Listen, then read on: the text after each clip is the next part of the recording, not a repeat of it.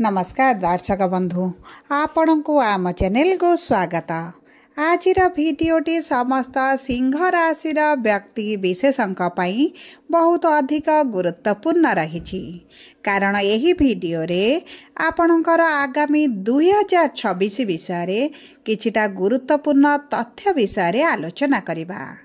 देखंतु दर्शक बंधु खूब जल्दी 2026 आरंभ होगा जाउछि एवं 2026 हार्दिक अभिनंदन एवं शुभकामना जणाई आजिर कार्यक्रम को आग को बढ़ाइबा एवं 2026 प्रारंभ आपण जीवन में गोटे बड़ धमाका होगा जाउछि जो विस्फोरणटी आपण जीवन में आपण भाग्य रे अधिक शुभाशुभ फल को वृद्धि करिपारे किंबा आपण जीवन में भाग्य रे किछिटा समस्या मध्य सृष्टि करिपारे।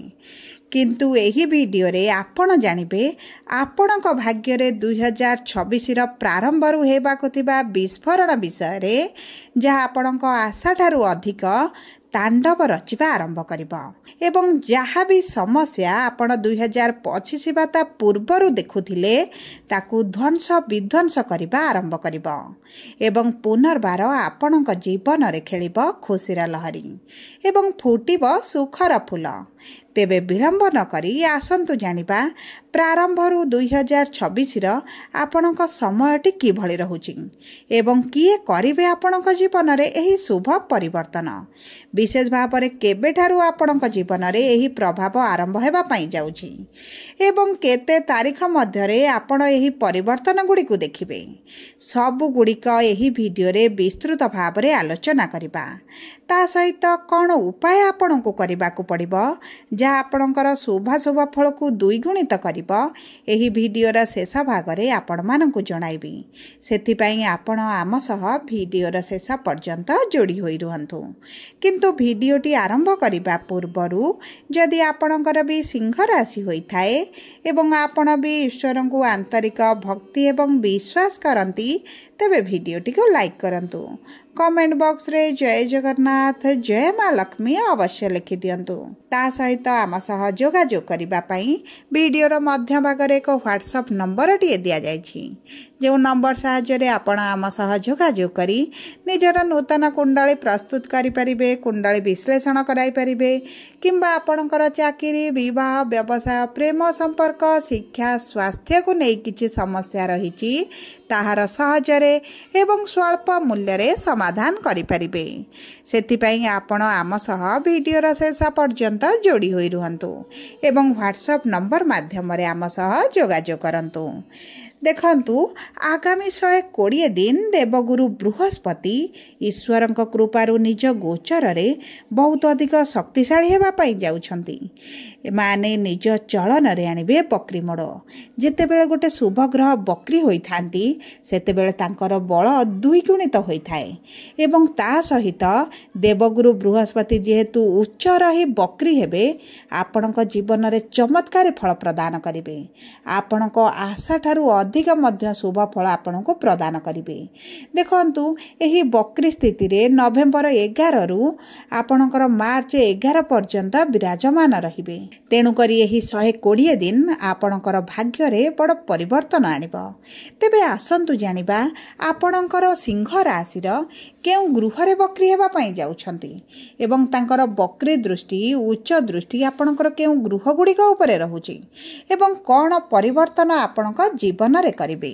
देखंतु दर्शक बंधु गुरु आपणकर द्वादश गृह रे उच्च स्थिति रे विराजमान होइचंती एवं सेही गृह रे 11 नवेम्बर रु 3 डिसेम्बर पर्यंत बकरी स्थिति रे रहिबे एवं 3 डिसेम्बर रे पुनर्बार आपणकर एकादश गृह को गोचर करी 11 मार्च पर्यंत उच्च स्थिति रे रहिबे तेणु करी एही दुईटी गृह रे आपणको शुभ फल प्रदान करिवे। ताठारु महत्वपूर्ण हैला तांकर दृष्टि गुडिक मध्य ताठारु अधिक शुभ फल प्रदान करिबो। गुरुंकर 3टी दृष्टि रही थाए। पंचम दृष्टि आपणकर चतुर्थ गृह को भोग विलास ऐश्वर्यर गृह को रहुची। सप्तम दृष्टि आपणकर षष्ठ गृह को रोग ऋण शत्रुर गृह को रहुची एवं नवम दृष्टि आपणकर अष्टम गृह को रहुची जहाँ आपणकर पैतृक संपत्ति संपत्ति गुप्त संपत्ति एवं यही सब गुप्त विद्या हायर स्टडी उपरे आपणकर शुभ प्रभाव पकाइबे। एवं देखंतु गुरु जेहेतु आपणकर द्वादश गृह रे रहिचंती, द्वादश गृह होची विदेश यात्रार गृह, विदेशर गृह, खर्चर गृह, ट्राभेलर गृह, मोक्षर गृह, धार्मिक यात्रार गृह, हॉस्पिटल गृह, विशेष भाव में आपणकर बड़ आकार खर्चर गृह। देखंतु गुरु जेतेबेले आपणकर एही गृह रे उच्च हेउचंती, विदेश जीवा पई जदि आपण चाहुथिले तेबे आपणक पई बहुत भल जोग मध्य बनिबो। आपणकर वीजा पासपोर्ट किंबा अर्थ को नै जदि समस्या थिला, विभिन्न कारण वशतः आपण विदेश जाई पारु नथिले, तेबे आपणकर एही सब समस्या गुडी को दूर होई जिवो। ता सहित जदि आपणकर हॉस्पिटल रे जॉब करिछ, हॉस्पिटल रिलेटेड किसी कार्य करुचंती किंबा आपणकर एही सेवा क्षेत्र रे किछिटा आपणकर कार्य अछि, तेबे आपणको उच्च सफलता प्रदान करिवे। देखंतु आपण जदि दीर्घ यात्रा करिबा पई चाहुतिले, दूर यात्रा चाहुतिले, विशेष भाव में तीर्थ यात्रा करिबा पई पूर्वरु प्लानिंग करुथिले, आपण जाई पारु नथिले, विभिन्न कारण वशतः आपणकर दूर यात्रा धार्मिक यात्रा होई पारु नथिला, तेबे एही समयटी आपणक पई अति उत्तम रहिछि। देखंतु एही समय रे आपणकर जेहेतु खर्चर गृह रे गुरु रहउचंती, खर्च तो निश्चित भाव में कराइबे। तेणु करी आपण एही समय रे जदि आपण कौनसी स्थान को बुलिबा को जानती किंबा आपण सठिक मार्ग रे अर्थ को इन्वेस्ट करंती, तेबे आपणकर निश्चित भाव में शुभ फल मिलिबो। जदि आपण अर्थ को कौनसी सठिक मार्ग रे इन्वेस्ट न करंती, अर्थ को भाबिबा आपण सेविंग करबा पई, तेबे आपणकर हॉस्पिटल रे मध्य खर्च होई पारे। तेणु करी चेष्टा करंतु गृह को कौनसी जिंस आनिबा पई, कौनसी स्थान को बुलिबा को पई किंबा कौनसी भल योजना रे निजर अर्थ को इन्वेस्ट करबा पई। ता सहित देखिबा गुरुंकर पंचम दृष्टि आपणकर चतुर्थ गृह को रहुची। चतुर्थ गृह होची भोग विलास ऐश्वर्यर गृह। एही समय मध्य जदि आपण किछि प्रॉपर्टी किनिबा पई चाहुतिले किंबा गाड़ी किनिबा पई चाहुतिले, घर करिबा पई चाहुतिले, घर रिनोवेशन कराइबा पई चाहुतिले, तेबे आपणक पई बहुत भल समय रहिची। एही समय मध्य आपण किछि नूतन जिनिस किनि पारंती, निज पई किनि पारंती।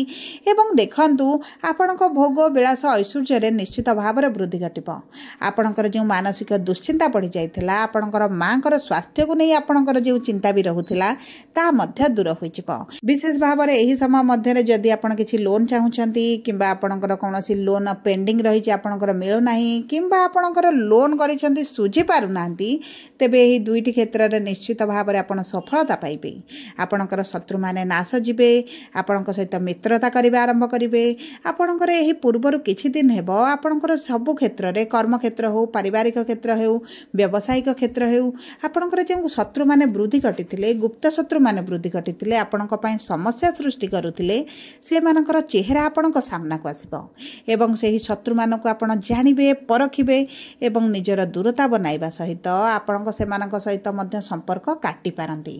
देखंतु एही समय मध्य रे आपणकर जदि कोनोसी पूर्वरु किछि पुराना स्वास्थ्य समस्या रहितिला, सेतिरे मध्य बड़ उन्नति आपण देखिबे, धीरे धीरे उपशम पाइबा आरंभ करिबे।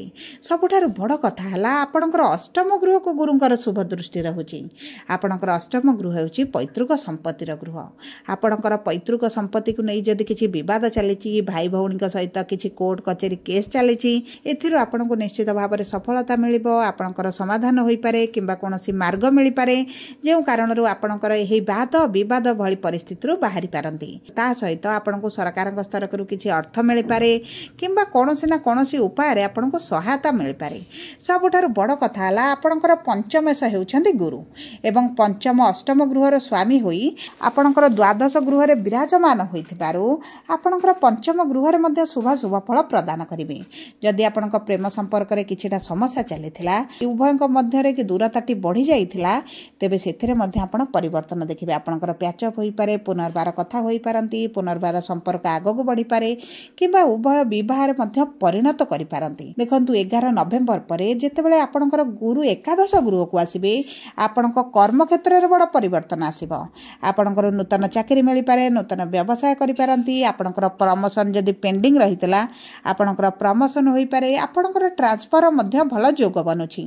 विशेष भाव में एही 3 डिसेम्बर ठारू 11 मार्च मध्य रे आपणकर विवाह जदि होई पारु नथिला, विवाह निश्चित भाव में हेबो। आपणक बह ठीक हो पारे, मन पसंदर प्रस्ताव आपको मिल पारे एवं आपणकर कर्म क्षेत्र में जहाँ भी समस्या चली आपण कि विपरीत बड़ी परिस्थिति थे, आपण को मिथ्या केस रे फसा जाइए, आपण विरुद्ध रे कोर्ट रे कचेरी रे केस चली, से ही विपरीत परिस्थिति आप बाहर को आसबे।